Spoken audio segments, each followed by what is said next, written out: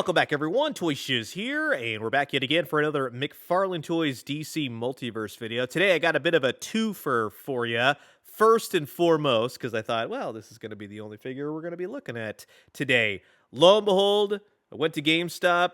The Joker was there. This is the new 7-inch Page Punchers line. It comes with a comic book. And I know we've had a dozen and one Jokers in the DC Multiverse line, but this is the Joker to me. He's got the smile, the open mouth, the wide brim fedora, the cloth goods coat. This is being billed as the Crisis on Infinite Earths Joker, which is the timeline of DC Comics that I love. Look at all those villains.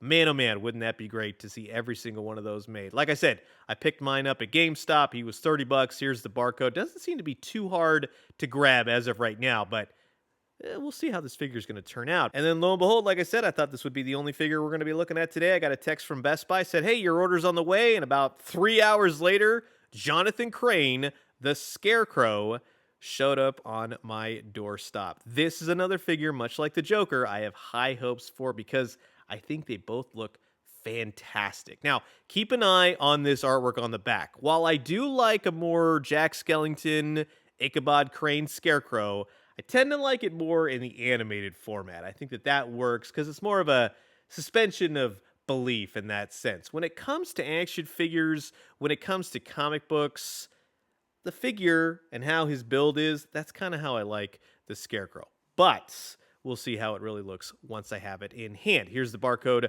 for old Scarecrow as well. So like I said, we got a twofer for you today. The Scarecrow and the Joker have teamed up to bring misery to Gotham for Halloween. So sit back, relax, grab yourself a nice hot cup of coffee. This is a look at the brand new McFarlane Toys DC Multiverse, the Scarecrow and the 7-inch Page Punchers Joker.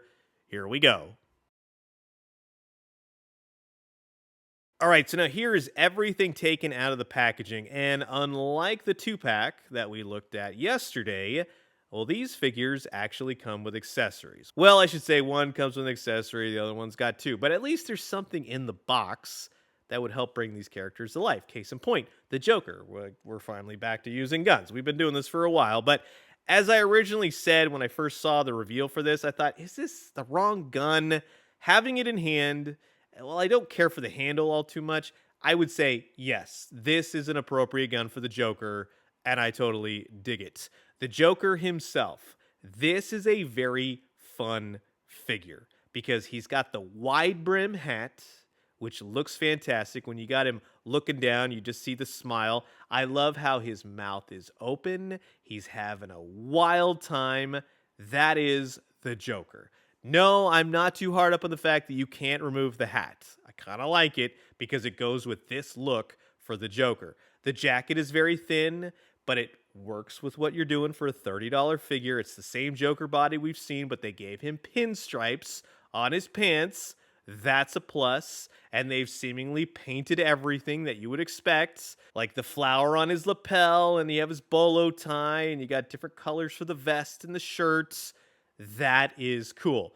The hands, they work, thank God, but it's an odd gun holding hand, and then whatever this hand is doing, like he's going to hold some chattering teeth or maybe a laughing fish, something like that. But like I said, the coat is fun. This reminds me of old Kenner figures, Toy Biz figures. It's a very old school looking Joker in the very best of ways. The gun does fit in his hand, even though at first they go, oh no. But yes, it does work. It does look good. It's pretty much from the Crisis on Infinite Earths cover, so heck yeah, that's what I'm talking about. And just overall, as many times as we have seen McFarlane Toys tackle the Joker, this is another great addition. You can kind of cobble together. You can do various looks for the Joker, swap heads. This one has a very thin neck, but I think it looks good, at least from the front. It's just moving around the head. It might look kind of funky, but when you're looking at him dead on, yeah, that's going to be a great looking Joker. The face is great. The eyes are great. The eyebrows, everything. I can't say enough nice things about this Joker. They absolutely nailed it. Thank God. So we got one down. Now let's see how the other is with the Scarecrow. So typically the Scarecrow figures tend to come with a scythe. This one comes with a sickle And I didn't even notice until I was looking at it. There's blood on this sickle. That is very cool. You got a brown handle, you got the silver blade. Heck yeah, I'm totally into this. This is totally a cool accessory for the Scarecrow. The other accessory is a skull. Now, I could totally see Jonathan Crane in his laboratory having a skull on his desk while he's working with all these chemicals. So that works as well. And yes, he does hold both very nicely. You're going to have to kind of heat up the sickle holding hand. Just FYI, it's kind of got a tight grip. But once you do that, yeah, it's in there, baby. And he looks solid. Now, as I previously said, some people like a more Ichabod Crane, Jack Skellington, Scarecrow.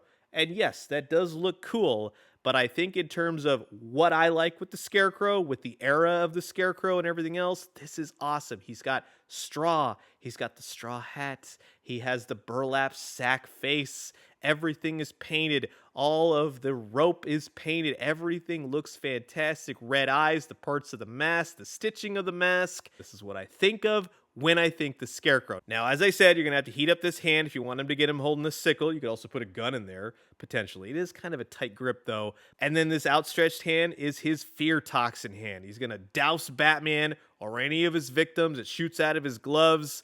That's just cool. Go very easy at first. He's a little bit stuck in the joints, just FYI. I found that to be very true with the legs and the knees, so go easy at first. But again, they gave him patches. They painted the rope that goes around his waist. They have his little yellow booties and the gloves. It's the Scarecrow. It is Jonathan Crane, the Scarecrow. It's not some weird Scarecrow with a gas mask and needle fingers like the Arkham games. It's just a cool looking, classic looking Scarecrow. And yes, they absolutely nailed it. From accessories to paint to the look to the hat. No, the hat is not removable. So you got two figures where the hat is not removable unless you want to take a blade and figure out what's underneath there. But yeah, they rocked it. We got 2 home runs here. Well done, McFarlane Toys. But the best part is that if you have been collecting DC Multiverse, from Two-Face to Victor Zsasz, this new Joker, the Riddler, whether or not you want him in the superpowers of the suits, and then likewise with the Penguin in his dapper Easter best. This is a lot of fun. This is Gotham City right here. But then you got to put a Batman in there. Now, this is the Batman that I like to use. I just overall like the blues on the blacks and the grays and everything else. So here's the thing, and we all know this about McFarlane Toys by now, is that scaling has gone completely out the window ever since the very first wave. So it'll be kind of a mixed bag. Scarecrow's a little bit taller, Joker's around his same height. My God, they all look great together. And when you want to get them in that pose, the almost Gotham pose, they're all trading stories, or they all team up, and they all got a weapon, or they got fear gas, or they got a umbrella pointed at them, a knife. It all looks cool. It all looks fun. Now, we all know how McFarlane articulation goes, but for the very simplistic nature of posing these on your shelf, yes, across the board, I'm so happy to have all these villains together after all these years. This is what I wanted. And there's plenty more, too. We got Mr. Freeze and Man-Bat and a lot more, Bane and all that, but these are the cores to me. So I'm curious to know your thoughts, and until the next one, I will leave you guys with that. Adios.